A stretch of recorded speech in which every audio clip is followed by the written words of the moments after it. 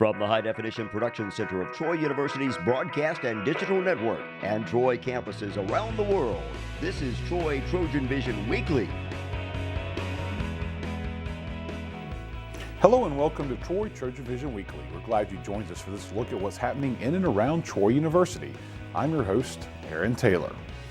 Well, it might seem unusual to feed the hungry using empty bowls, but the Pike County Salvation Army did just that at a fundraiser to help fill the local food bank. Shantia Wilson explains.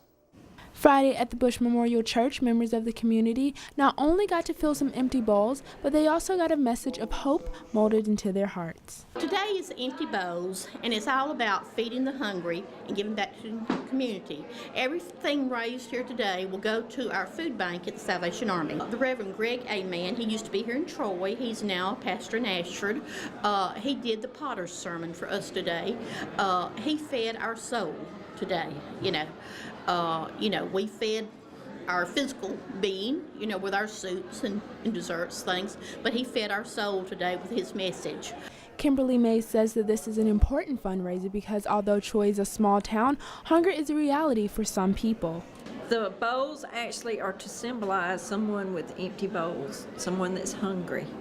So I think it impacts them when they come in and they hear the sermon and they realize that people in our community actually do have empty bowls. That's where we come in with our food bank. We give out food every day. The Empty Bowl fundraiser is the second largest fundraiser put on by the Salvation Army, but it could not have been a success without the help of volunteers from the community making bowls. I just want to say, anybody out there that would be interested in making bowls for us, we usually start pretty soon making bowls for the next year. Individuals or groups of people, just let us know.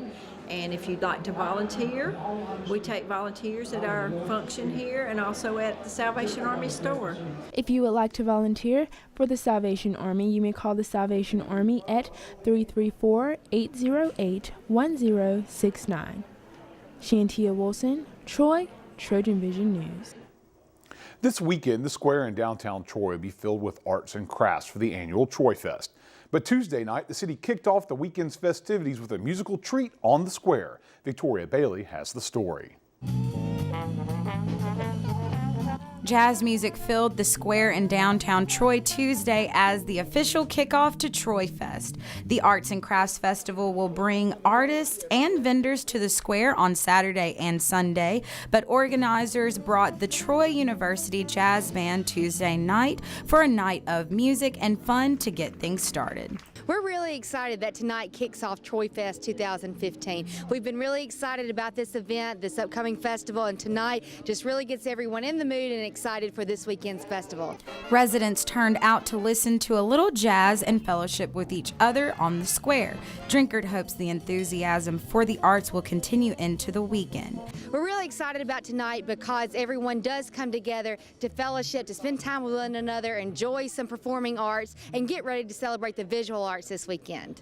And the jazz band was excited for the opportunity to be a part of the kickoff ceremony and happy that conditions were favorable for the show. Oh, it's exciting. Anytime we get to work with the community, and especially downtown on the square, it's always a big deal for us. And anything we can do to interact with the community is always awesome. And I'm just happy we're outside this year, too. We do this concert every year, and last year was freezing cold and raining. We ended up in the studio, and just happy we have good weather. The kickoff concert took place in the very area where the festival will occur this weekend, and Mayor Jason Reeves feels that bringing residents to the square for the celebration will highlight what the city has been revitalizing in the area. Well, it's a celebration of our entire community, of the arts, of our downtown. So it's really one of the most fun weekends of the year, and it's a time that we can really just celebrate a lot of different things. It's just an exciting time to be downtown. I'm Victoria Bailey for Troy TrojanVision News. Troy Fest will wrap up at 4 p.m. Sunday on the square in downtown Troy. Well, Wednesday was Earth Day, but Troy University's Environmental Club didn't limit their celebration of the planet we all call home to just one day. Cesar Jaregui gives us a look at one day of the club's week-long celebration. Troy University's Environmental Club will take part in a week-long celebration of Earth Day in order to keep students engaged and informed about our environment. Earth Day is actually the 22nd of this week. It's on Wednesday, but we do Earth Week, where we just have a table out on the quad every single day, and we just try to do general education type stuff. We have a lot of information pamphlets. We do little giveaways, things that are fun for people to do, stuff like that, just to try to educate the student body about environmental issues. The Troy University Environmental Club brought ecological awareness to the students, not only through information and activities, but with the help of some scaly friends. Everybody hears the term, not every good snake's a dead snake. That's the only good snake. We kind of want to change that mindset, show people that there's a lot more to them than meets the eye. Snakes are one of the primary predators for rodents, so we keep our rodent populations down that way. And one of the big things with rattlesnakes is synthetic insulin for diabetes. The original formula for that, they were missing a component, and we were able to mimic it and identify it using rattlesnake venom. Without the rattlesnake, we may have never found that protein for the synthetic insulin shots that people use nowadays. The members of the club tell us why it is imperative to educate students about our ecological problems. We're trying to teach students here how they can participate in saving our ecosystem. It's up to us now. Our Earth is in a pretty bad shape, and so we have to make the decisions and the right footsteps into the direction that we need to go to save this world and where it is. And a college campus is probably the best place to do that. That's where you have your young leaders, your people that need to know about these types of things because they're going to make the decisions about it soon in the future. Earth Week will have its next event on Wednesday, where they will be showcasing rescued birds of prey. Cesar Howdigi, Troy TrojanVision News. And on Wednesday, the Environmental Club celebrated Earth Day with some fine feathered friends. Sarah Singletary has the details. Troy University's Environmental Club celebrated Earth Day Wednesday morning on the quad by bringing in some educational creatures. Representatives from the Big Bend Wildlife Sanctuary in Enterprise, Alabama brought 3 species of bird and a skunk to campus. The vice president of the organization explains why these animals were chosen. Well, we have educational animals. Most of our animals that we get in, we release back into the wild where they belong. These animals that we have are called educational animals. It's because of the fact that we cannot release them into the wild that we use them to tell the people why we can't release them into the wild, what had gone wrong. None of these animals were pulled out of the wild to become educational examples. One thing they all have in common is how they came into the care of the wildlife sanctuary. We get notified by the public, or conservation people will tell us that we have an injury. Most of the time it's the citizens that want to do something good. They see an injured animal. Sometimes it's injured by their dog. Sometimes it's they hit it with their car. And then they say, I feel bad and I want to do something for this animal. Wednesday's event was one of many Earth Week activities, and this activity in particular was intended to relay a message to the younger generation. Well, I tell people that our generation has messed up the ecology system. We have not done a good job. We're about ready to have the new generations come in, and we're hoping that we can tell you guys how bad we did it, show you the animals that really do need their help. All the wildlife were here before us. We're encroaching into their areas. If we don't protect their habitat, we're going to have a lot of problems. Every few weeks, Alabama's Department of Archives and History spends the lunch hour teaching about significant moments in Alabama history at their Architreats. At their last installment, they invited their chief curator to talk about key battles in the American Civil War. Clay Yeager reports from our Trojan News Center in Montgomery. The Department of Archives and History holds a monthly event called Architreats, where speakers talk about history relating to Alabama. This month, Chief Curator Robert Bradley discussed key battles that happened in Alabama during the Civil War. Today he spoke about Mobile in 1865, so specifically the siege and reduction of Fort Blakely and Spanish Fort. Since it is the 150th anniversary of those events this month, we thought it was fitting for him to speak about them now.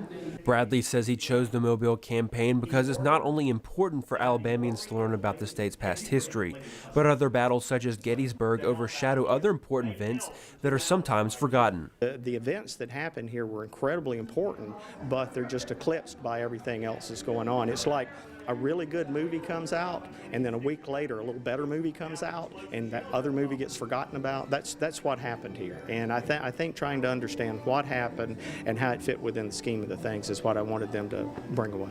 The Mobile campaign was an important part of the American Civil War. However, Bradley says Fort Blakely and Spanish Fort were key parts to the end of the American Civil War. It was the last major city in the South that had not fallen, so it was sort of an embarrassment, but then also it was a symbol to the South to continue to resist. The point was to capture Mobile, but more importantly to get past it and move towards Selma and capture the fortifications there. Not only did Bradley talk about the importance of the battles, but why Alabamians need to preserve the forts and protect their history.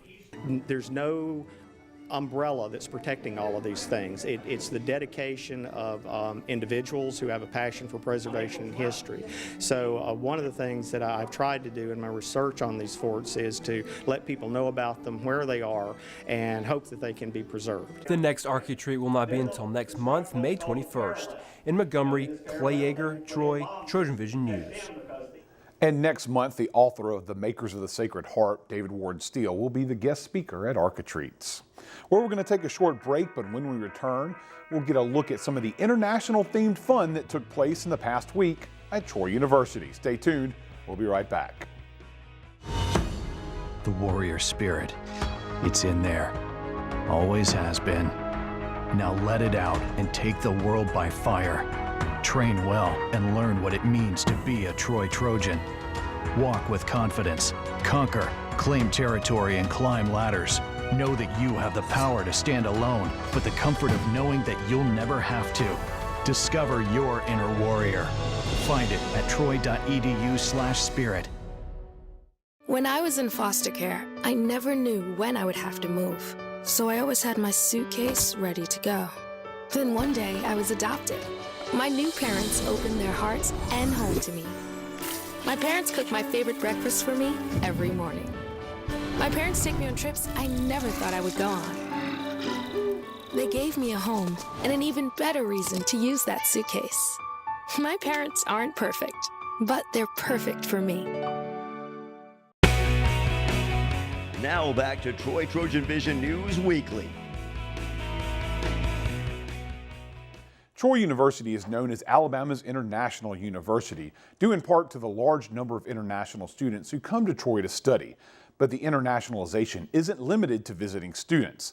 There are some American students who are expanding their opportunities by learning and in some cases becoming fluent in other languages. Shuyan Lee introduces us to one such student. We can see that more and more Americans begin to learn a foreign language recent years. Austin Deal is one of them. He speaks fluent Chinese. 第一次在台湾传教，我们传教士会敲门。I've been learning Chinese for 2.5 years now, and I learned Chinese because I was a missionary in Taiwan for 2 years.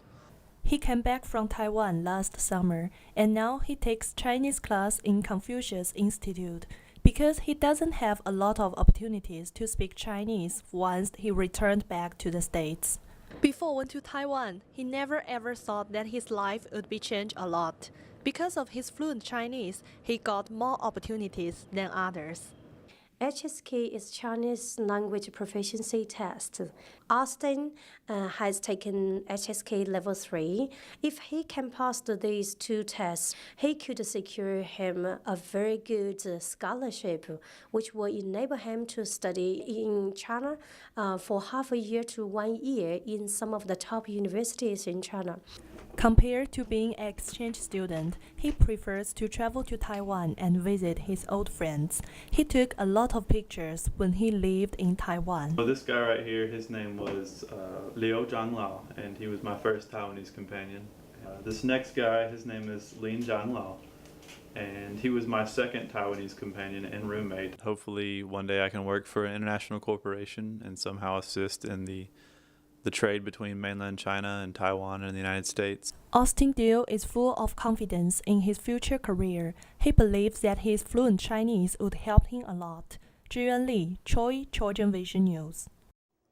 We will learn about ways that school children can learn about Chinese language this summer here at Troy University later in the show during Trojan Talk. And lessons in language aren't the only way people can learn about Chinese culture. In the weekly Chinese corner, the Confucius Institute introduced students to the traditional game of Mahjong.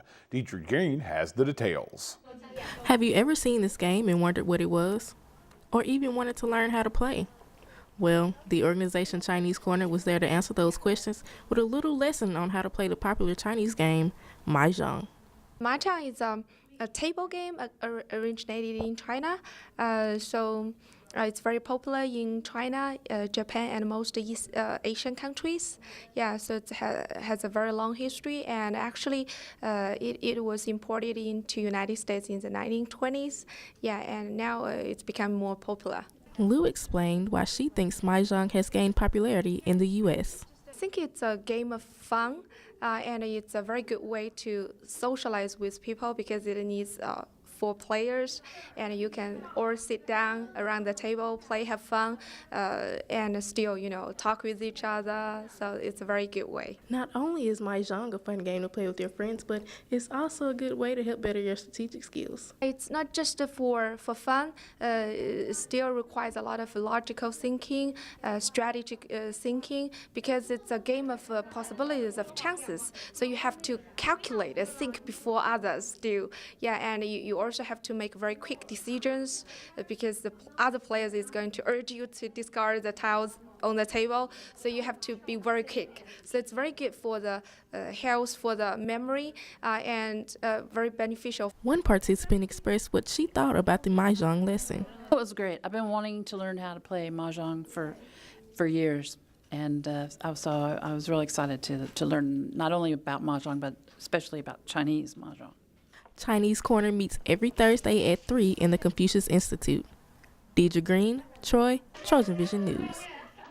And interesting ways to teach about other cultures isn't limited to games. Tea for Troy traditionally uses tea to help educate students about other countries. And this week they still did so, but mixed in a little dancing for some added fun. Cesar Jaregi gives us a look.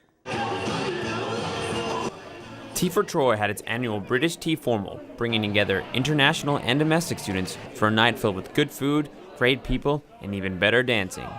The event is to help, as Tea for Troy always does, bring internationals and Americans together. It's a swing dance, British Tea Formal, so we just kind of teach internationals how to swing dance like we do in the U.S., and then we have some different games for them to play, and just a good opportunity for diverse interactions between Americans and internationals. Of course, we come together and dance, and there was tea, so that added to it. But basically what we did tonight was just kind of dance, the swing dance, and we learned a lot, especially because we're internationals having to learn the American dance, so that was fun for me. I don't know how to dance, so having to be taught how to do the dance, the swing dance, that was something I found fascinating.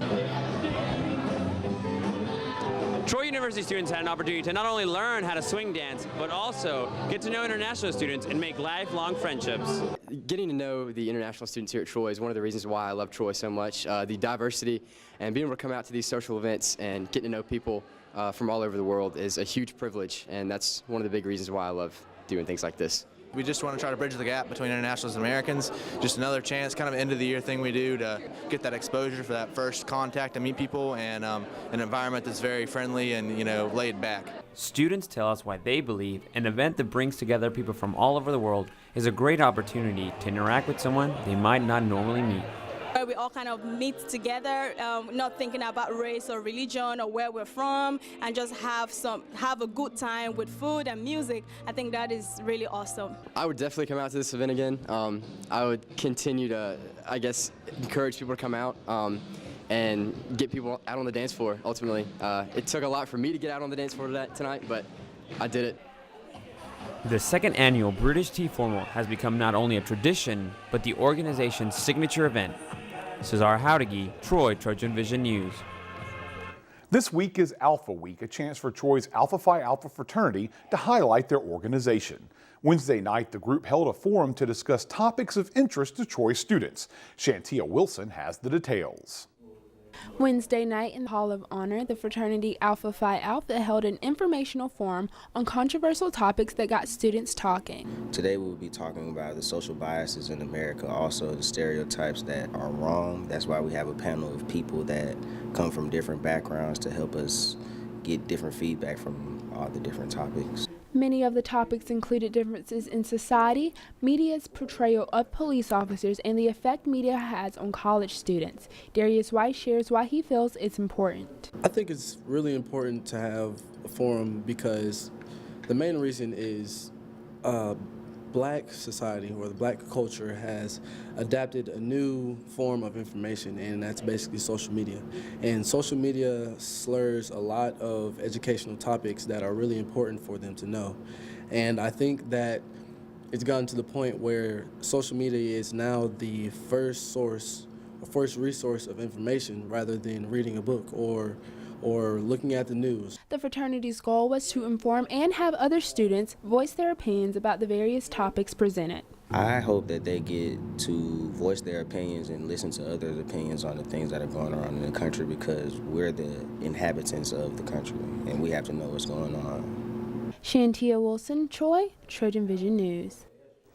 A seesaw is a pretty common item to see on a playground, but not necessarily a college campus. But for at least 48 hours, one was prominently on display outside the Trojan Center for a fundraising effort by a Troy University fraternity. Xavier Harris has the story. The fraternity brothers of Tau Kappa Epsilon have been seesawing for 48 hours. Each brother in the organization rotated every 2 hours, hoping to raise money for St. Jude's Children's Hospital. Today we are seesawing. We have been since Sunday, 48 hours straight, to raise money for St. Jude, which is the philanthropy that TKA donates to. Alongside that, we have live action Angry Birds, which is pretty sweet.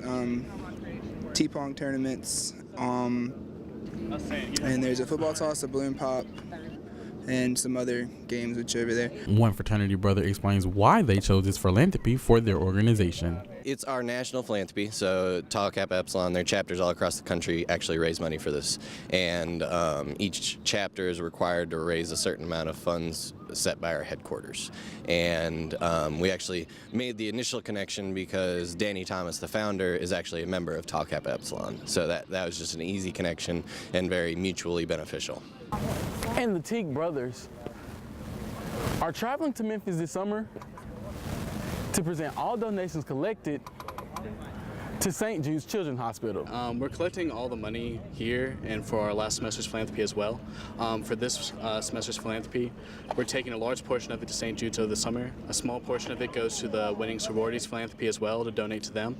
But we're taking our check to St. Jude in Memphis over the summer. One member tells us exactly how they began preparations for this event. This event, we've been working for a couple of weeks now, building everything you see around you. It's all handmade. Like the seesaw was built in Florida. We built these things over here. Even the cornhole sets were all handmade by our brothers. And so we're able to all just bring it out here and, we cover all the costs ourselves. And then we're able to take those costs, so it's no cost to St. Jude, and just give it all to them. And it's time for our last break. When we return, we'll learn about a way school children can learn about Chinese language and culture this summer. Stay tuned. We'll be right back. Populous, live at Troy University. One night only, special guest, Dino Brawl. The show starts at 8. Tuesday, April 28th, on the campus of Troy University at Smith Hall. Admission is free, so break free with Populous.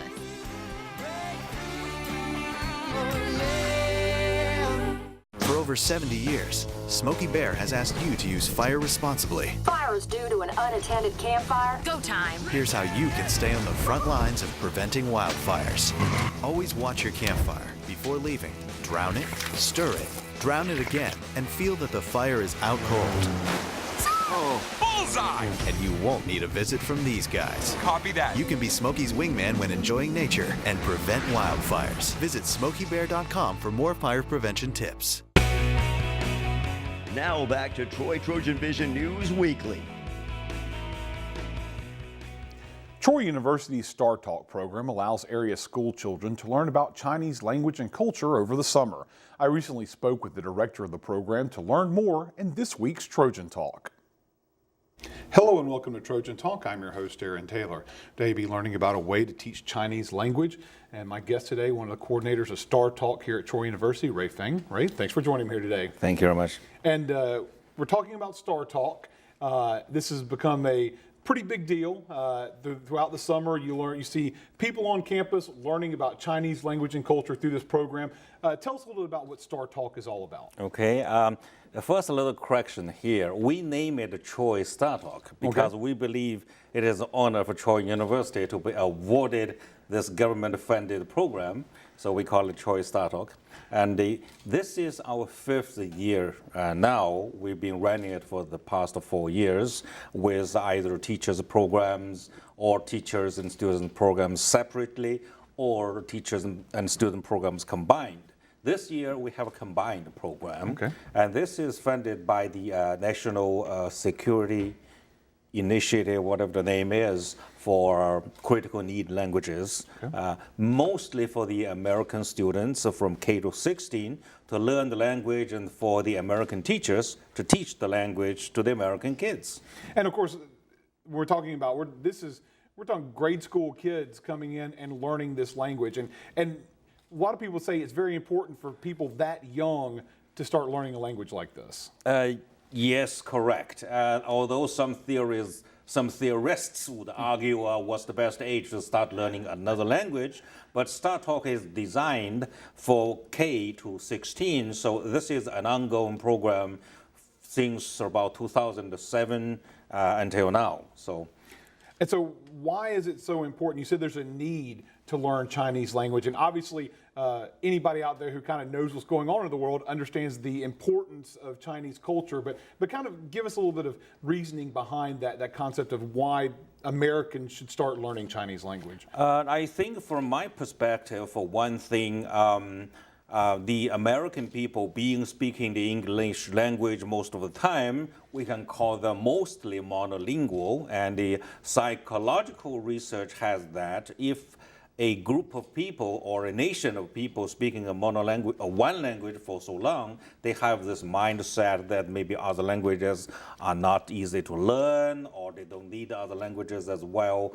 And for people in America to learn the Chinese language, for one thing, this is for understanding other people and culture. And secondly, this is a time, we call it globalization. People intercommunicate with each other, and that makes it more important for Americans to learn another language. Of course, and in that globalization is kind of one of the important factors in getting the two countries together and better understanding of that. Yes. And now let's talk a little about the classes themselves, because a lot of people think, oh, you're learning languages. It's going to be boring classroom lecture, but these really are some fun activities. It's almost like a summer camp going on here. Exactly. Star Talk has been asking all the sides to improve little by little every year. So each year we need to do at least half of the curriculum programs anew. So for example, we reduced the total amount of classroom hours last year for about 2 in the morning, 2 in the afternoons. And the other times, the students and teachers are doing a lot of activities related to the culture to make all the students and teachers together to understand. In order to learn the language well, culture is very important. So they need to incorporate all the cultures into the learning of the language. Besides, required by the program, the target language has to be used up to 90% of the time. So they are actually using the target language, which is Chinese, to do all those activities. All those activities. Now, if anyone out there is interested, there's still time to sign up for the courses. How can they get registered and sign up for this? We have a website, troy.edu/StarTalk. They can sign up there with all the information, application packages in there. And we set the deadline to the 30th of this month, which is the end.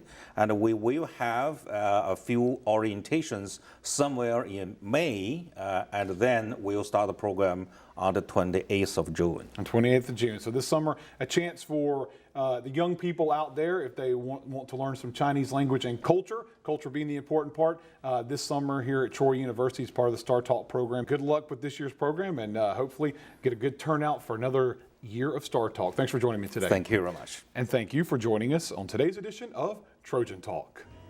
And that's what happened on the 4th week of April 2015. To find out what's happening throughout the week, you can tune into Troy TrojanVision News at 5, 6:30, and 10:30 Monday through Friday, or anytime by following us on Twitter at Troy TV News.